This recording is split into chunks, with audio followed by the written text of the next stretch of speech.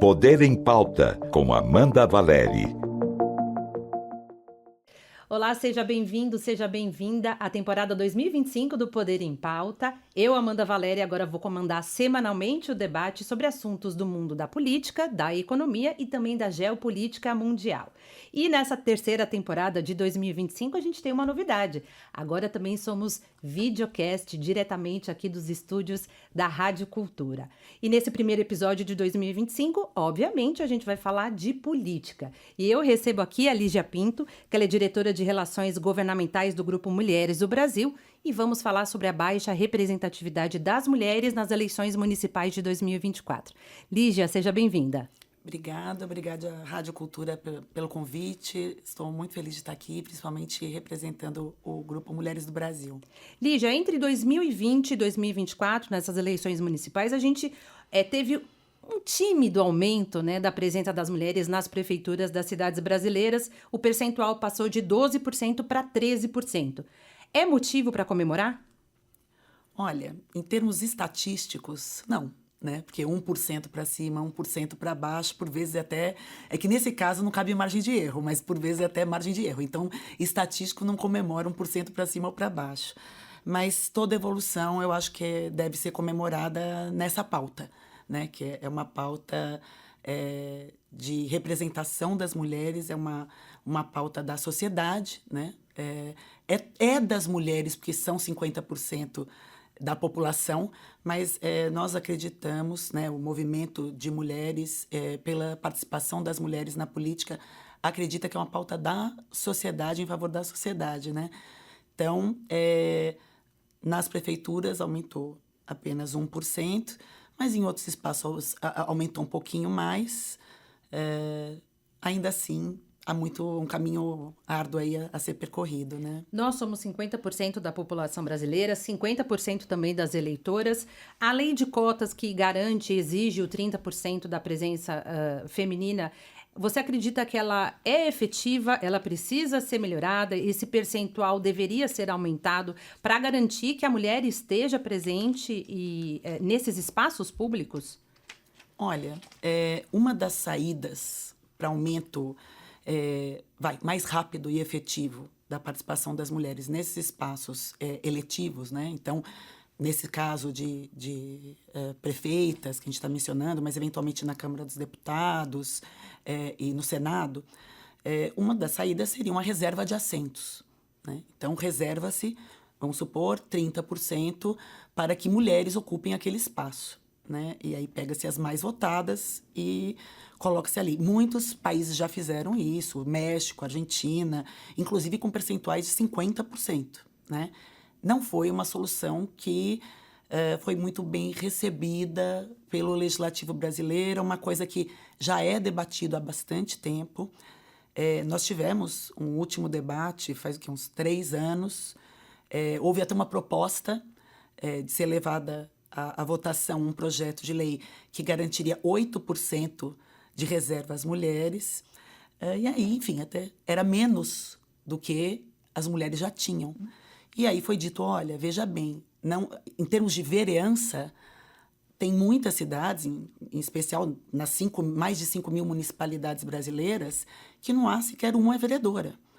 Então, pensem bem se não é o caso de nós fazermos a reserva de assentos de 8%. E o movimento de mulheres não julgou pertinente, não houve consenso e isso não andou, né?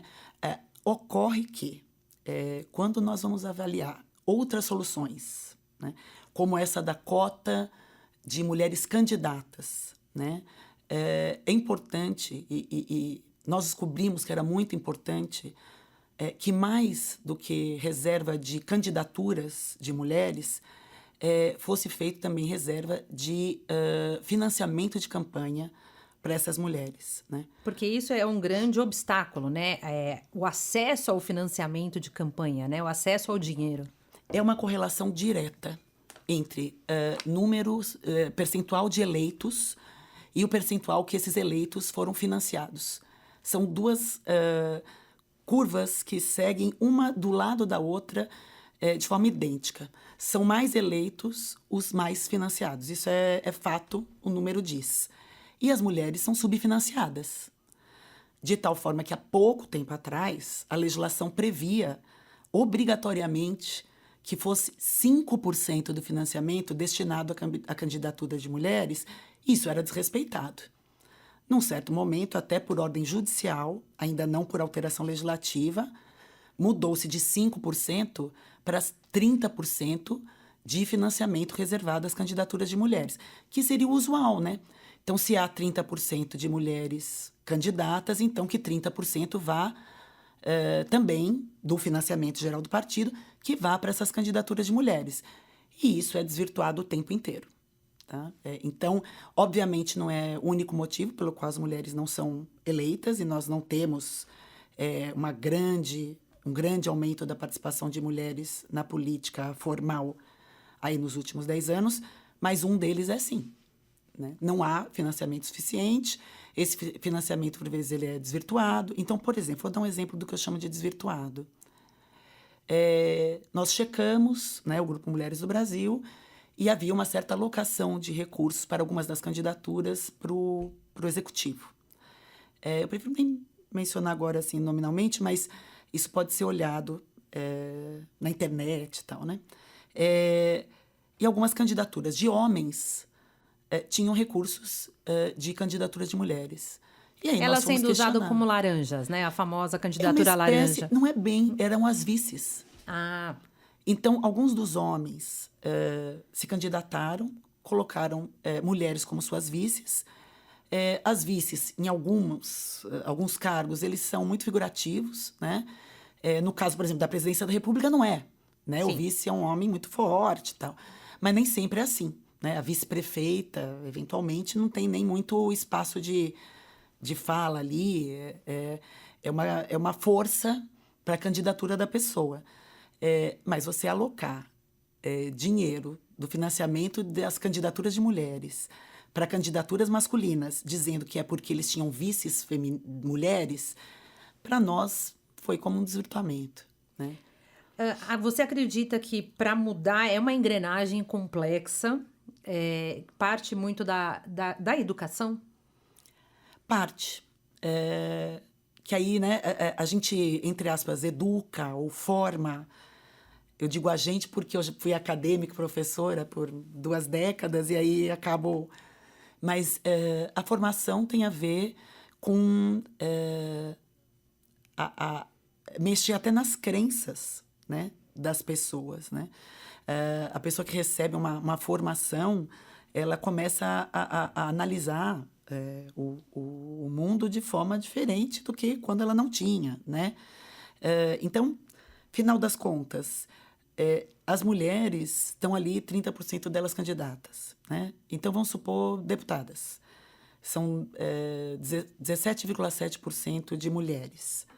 Que na última década foi um dos maiores aumentos que nós tivemos. Né? Que, se nós considerarmos a última década, a gente veio de 10 para 17, e aí a gente está falando de um aumento significativo. Mas, se são apenas 17, quer dizer que as 50% de mulheres da sociedade não votaram em mulheres. Né? Porque haviam muitas outras candidatas. Nós poderíamos ter ocupado mais assentos. Né? Então, quando nós dizemos que é importante eleger mulheres, a gente tem que explicar os porquês e, entre aspas, formar a sociedade. Né? Explicar que existe uma representação das mulheres pelas mulheres. Mas aí, poxa vida, os homens eventualmente podem representar direitos das mulheres. Ok, essa é uma representação material. Né? Se nós olharmos as legislações que são em que a mulher é objeto, então vamos supor, saúde da mulher, né? Existe orçamento destinado àquilo. Isso é uma lei. Né? Os homens votam a lei de orçamento para a saúde da mulher. Então, são homens, em sua maioria, né, 83%, votando direitos específicos das mulheres. Ou criando legislações para um tema específico para as mulheres. Mas quando nós dizemos que é importante que exista uma representação numérica, não só material, e que as mulheres devem estar lá, é por outro fundamento. Né? Nós acreditamos que a visão da mulher, isso não é estereótipo de gênero, né? As mulheres são diferentes dos homens, né? Elas se conformam socialmente de forma diferente, são criadas de forma diferente, às vezes para o bem, às vezes para o mal, né? A igualdade, ela é tratar iguais como iguais, desiguais como desiguais, né? Então, a igualdade almejada pelas mulheres é a igualdade de oportunidades. Mas mulheres e homens são diferentes. E tá tudo bem, a gente quer que seja assim, tudo bem, né? Então, as mulheres têm visões de mundo diferentes das dos homens, por vezes, né? Então, uma mãe, na sociedade atual, atua na família de forma diferente de um pai, né? Não que sempre isso seja desejável, mas é como é. Então, as mulheres, por vezes, têm visões distintas que precisam ser consideradas no debate político. Senão, nós vamos ter sempre um perfil de ser humano, que é o homem branco, entre 50 e 70 anos, que leva suas visões para o espaço de poder legislativo, leva suas visões para o espaço de poder executivo e impõe essas visões para o resto da sociedade. Eu não sei se é o caso, né? Eu acho que, da minha visão e da visão desse grupo de mulheres que hoje eu estou aqui representando, de 130 mil mulheres, presidido pela Luísa Trajano, que é uma mulher, uma liderança muito forte no país, independente do trabalho dela profissional, né? Ela é uma liderança política muito forte para as mulheres. A gente acredita que a visão das mulheres precisa ser considerada nesse debate e que as mulheres teriam muito a contribuir para mudar alguns dos problemas da sociedade. A gente tem algumas soluções. Somos uma sociedade plural e trazer o olhar da mulher para as políticas públicas também traz essa diversidade, esse outro olhar. Olhando agora para essas candidatas, né, mulheres brancas, você acredita, brancas, pretas e pardas, você acredita que isso se torna ainda mais desafiador quando a gente fala de candidatas pretas e pardas? Certamente. Em tudo, né? A gente vê quando a gente vai fazer avaliação, estudos, para poder embasar os posicionamentos do próprio Mulheres do Brasil, a gente nunca parte de posição, opinião pessoal, né? A gente busca fazer pesquisas, compreender os cenários, e aí a gente foi estudar, né, o espaço da mulher no país. Isso já acontece há 10 anos, e nós vimos que a mulher negra e parda, ela tem muito menos espaço de voz, ela tem menos direitos resguardados, ela ganha menos. Então, do extrato social que se faz para estudar, né, quando a gente avalia a interseccionalidade, ou seja, divide em gênero, homens e mulheres para avaliar, e aí pegam as mulheres e divide, pelo menos entre brancas e negras, e aí vê quais são as condições de vida dessas mulheres, qual o espaço delas na sociedade. As mulheres negras, elas têm muito menos espaço, menos possibilidades, menos oportunidades e menos direitos garantidos. E aí vai de encontro também com outro número de que representa a nossa sociedade brasileira, né? Além de sermos maiorias, a maioria da sociedade brasileira é negra, preta e parda, né? Então, é como se a gente olhasse para os espaços públicos da representatividade, né? Do executivo, legislativo, como se não fosse a sociedade ali brasileira representada, né? Em termos de políticas públicas, isso pode abrir um grande déficit. A política pública, ela é a solução, né, para o bom convívio da sociedade, para a boa implementação de recursos públicos. São as que eu, né, chamo de soluções públicas para as mazelas da sociedade, né? Se as políticas públicas estão sendo desenhadas, implementadas por só um extrato da sociedade, e esse outro extrato da sociedade, por exemplo, as pessoas todas de ascendência negra, ou no caso as mulheres negras, não estão sendo consideradas nem nesse debate. Elas não podem dizer quais são as mazelas que elas estão sofrendo, elas não podem representar as mazelas de outras pessoas que elas veem sofrer, elas não podem dizer quais são as ideias que elas têm, então, em termos de proposição de soluções. Existe um exemplo interessante, aí é um país nórdico, tal, que, enfim... Uma realidade bastante diferente da nossa, nossa, que estava enfrentando a questão da violência contra mulheres, em especial a violência sexual. E aí, algumas das mulheres no congresso deles ali propuseram que fosse repassado do governo federal para os municipais mais dinheiro para iluminação pública, porque as ruas escuras deixavam as mulheres com mais medo, e algumas que estavam na periferia, e muitas delas eram mulheres periféricas e negras, inclusive nesse país, sofriam mais em função dessa falta de dinheiro para iluminar. Quer dizer, até num país nórdico que tem um IDH tão alto, tal, eles também, né, enfrentam esses problemas. Imaginem no Brasil. E quando se colocou mais financiamento, a iluminação pública diminuiu pela metade, nos 2 anos subsequentes, os estupros que aconteciam nesses espaços escuros. Então, assim, precisou alguém dizer. Só foi possível porque existia um grupo de mulheres ali que vivenciava, né, isso na pele, para levar uma coisa que, se a gente Parece uma obviedade, né? Exatamente, isso que eu ia falar. Parece uma coisa simples, né, e básica. Mas aconteceu nos últimos 10 anos, então não era uma obviedade, não é algo que sempre foi observado. Foi um medo externalizado, né, por algumas mulheres que vivenciavam esse medo, e por isso era mais simples delas identificarem: olha, isso eu vivencio na minha vida. Né? Um homem, eventualmente, tem menos medo de uma rua escura porque ele é muito menos violentado sexualmente naqueles espaços. Isso, o dado está ali. Né? Então, a fala... E a fala... E é só para complementar brevemente. Não seriam só as mulheres falando sobre os direitos e deveres que envolvem as mulheres.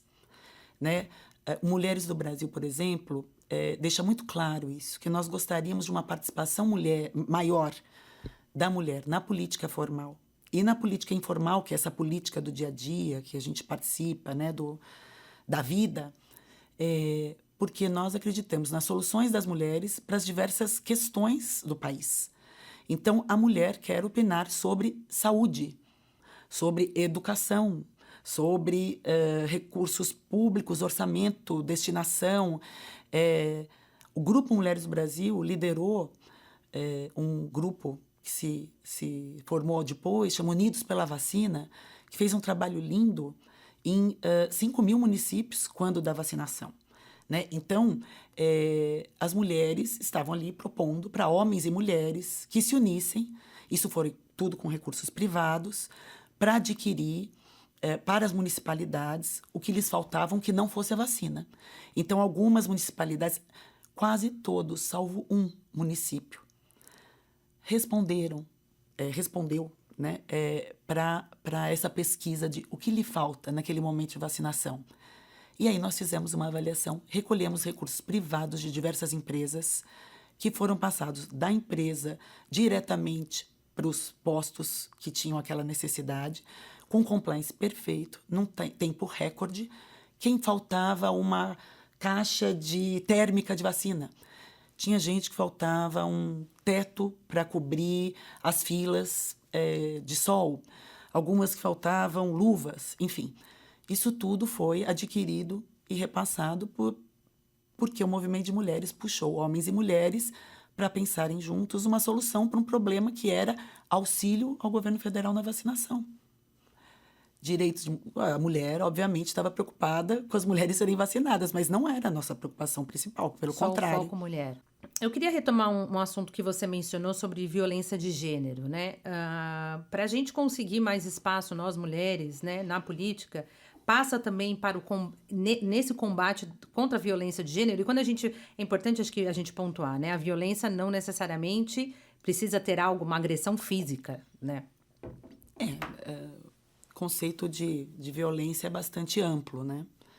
Existe uma violência no espaço político, que é uma violência que ocorre o tempo inteiro, que é uma espécie de um assédio moral contra as mulheres que ocupam espaços políticos, para que elas não falem, ou para que elas são interrompidas, elas não têm espaço para sentar numa mesa de legislativo em diversas instâncias. desde a vereança até o Senado. Então, isso tudo é sempre muito debatido, né? Eu me recordo, hoje ministra Tebet, quando ela assumiu o espaço na presidência da CCJ, o quanto as mulheres ficaram contentes com aquilo, e não tinha a ver necessariamente com as pautas da época, a senadora Simone Tebet, mas tinha a ver com, poxa vida, uma mulher está ali na mesa da CCJ do Senado e ela vai dizer quais são os projetos que vão ser votados de forma prioritária, né? Então, às vezes, esses espaços não são ocupados por mulheres, a voz delas não chegam, elas são tolhidas, elas são mandadas se calar.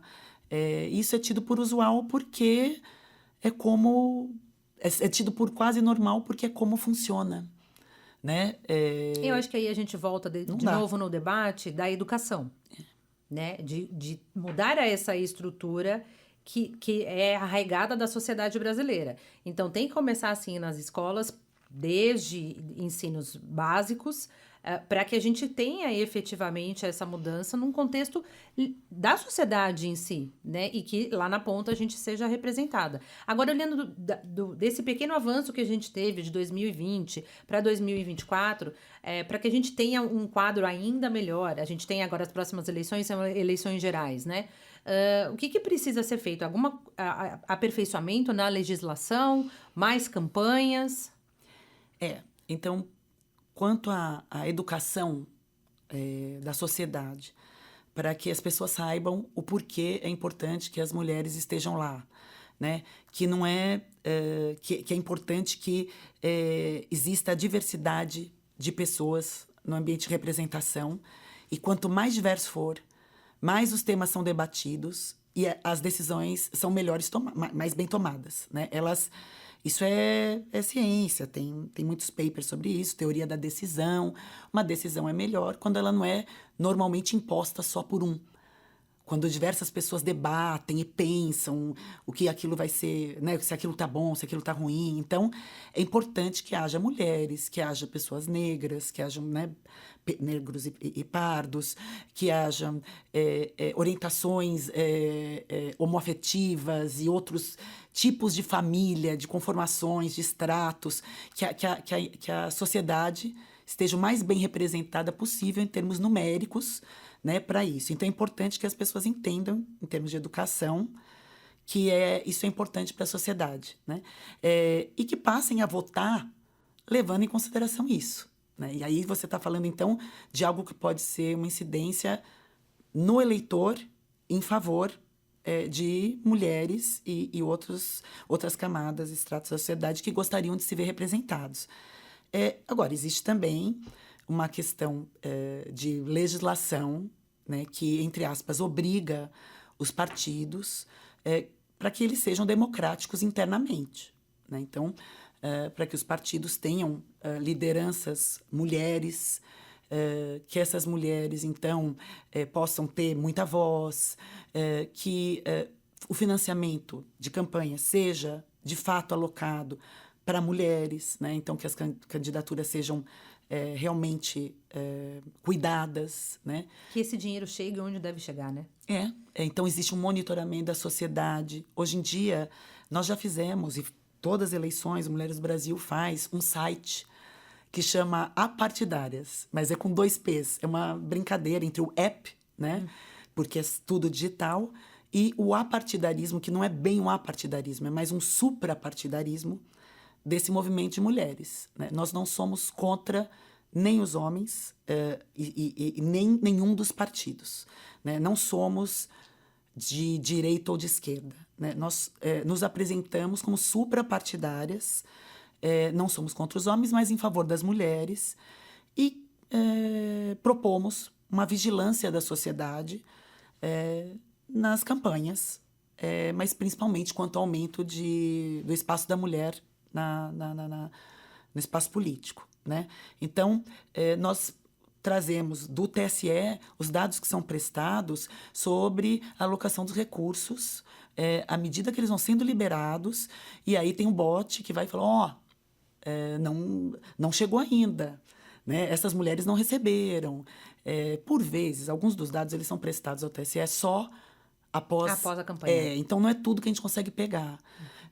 Pegar no sentido de dar luz. Né? Mas a gente faz esse trabalho e a gente acha que é pertinente que a sociedade toda faça. Né? Que a sociedade olhe e veja. Então, as mulheres estão sendo bem financiadas. Eu estou conseguindo ver a campanha daquela mulher, o que ela traz de ideias, quais são as pautas dessa mulher. Né? E aí é uma questão de os partidos e as lideranças partidárias, que são principalmente homens, que abram esses espaços e compartilhem esses espaços com as políticas mulheres, né? Isso que eu ia te perguntar, diante dessa sua experiência de tanto tempo trabalhando com isso, você acha que ainda a mulher se sente intimidada a entrar na política? Certamente que sim, né? Obviamente, às vezes a gente usa casos, entre aspas, de sucesso, né? De mulheres muito aguerridas, que são muito fortes e estão no espaço público, né? Você vê, às vezes, uma deputada, uma senadora que usa um púlpito como ninguém e fala, você vai falar que essa mulher não se enxerga bem naquele espaço dela, né? Mas elas são uma em muito poucas, né? Elas são 17% e vamos supor que dessas, metade são mulheres muito aguerridas que têm voz naqueles espaços, né? Então, as mulheres crescem com as expectativas que a sociedade tem em relação à mulher, né? E algumas das oportunidades que são concedidas à mulher, hoje em dia, também são diminutas. Então, o que eu quero dizer? Vamos supor, uma mulher que tem formação e quer um espaço de profissional no ambiente de empresas e que trabalha arduamente e tem o mesmo mérito que seus colegas homens e a mesma formação, normalmente mais, né? E quer ser diretora de uma empresa, ela normalmente não vai ter a igualdade de oportunidade ser concedido para ela, né? Quando há algumas diretoras de empresas que são, né, alçadas a diretoras, aí você olha para dentro da diretoria e você vê que é a diretoria que tem menos orçamento. Elas não são muito diretoras financeiras, elas não são diretoras executivas, CEOs, né? Então, no âmbito político acontece a mesma coisa. Então, coloca-se a duras penas algumas mulheres no ambiente de ministérios do governo federal, né? Mas, obviamente, o Ministério da Fazenda, né? O Ministério dos Transportes, de portos e aeroportos, de infraestrutura, esses ministérios, eles não são, não têm mulheres à frente deles, né? Então, a mulher, por vezes, não se enxerga. Porque, enfim. É a representatividade. Enquanto ela não consegue olhar e se inspirar até por quem está ocupando esse espaço e falar, também por que eu não posso e se encorajar para ir, de repente, conquistar esse espaço, se ela não se identifica ali, aí é mais uma barreira, dentre tantas outras, que se cria. Então, é preciso que a mulher esteja lá para que a mulher, enquanto política, tenha coragem de falar, não, eu também posso e eu vou me candidatar. Né? Ela acredita na verdade, é um trabalho não só unicamente, né? Tem também a participação dos partidos, né? Dessa abertura. Ninguém quer perder poder, entre aspas, né? Então, obviamente, ninguém quer compartilhar, né? Isso eu estou falando assim, no ambiente político partidário, a briga ali é por poder, né? Então, obviamente, espaços de poder não são compartilhados com facilidade, né? Então, as mulheres têm que lutar muito, se enxergar nesses espaços, lutar, serem aguerridas e acreditar que, né?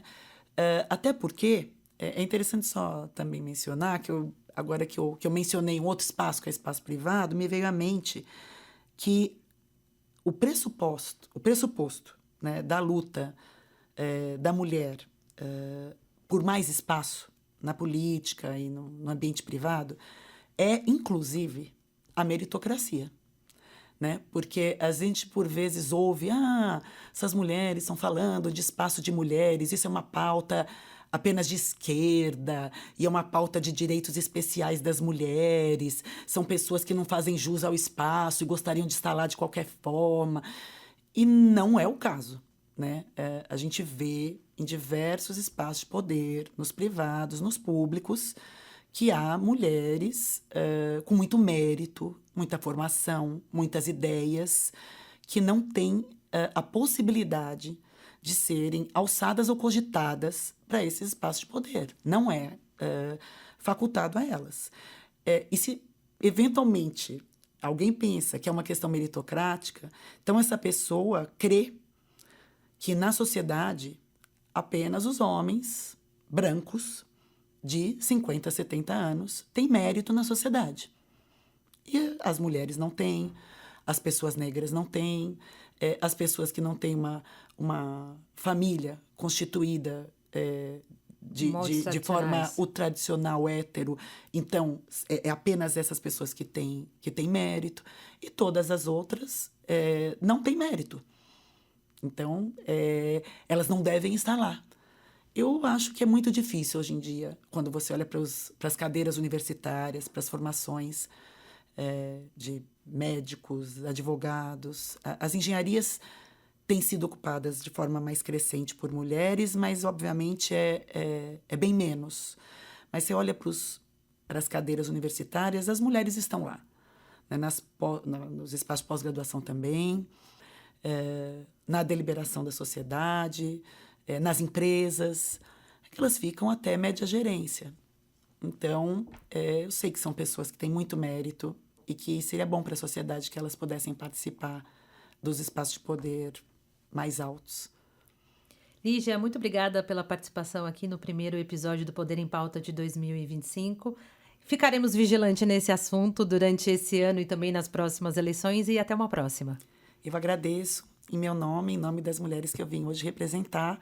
É uma alegria e a gente está muito grata por poder estar aqui.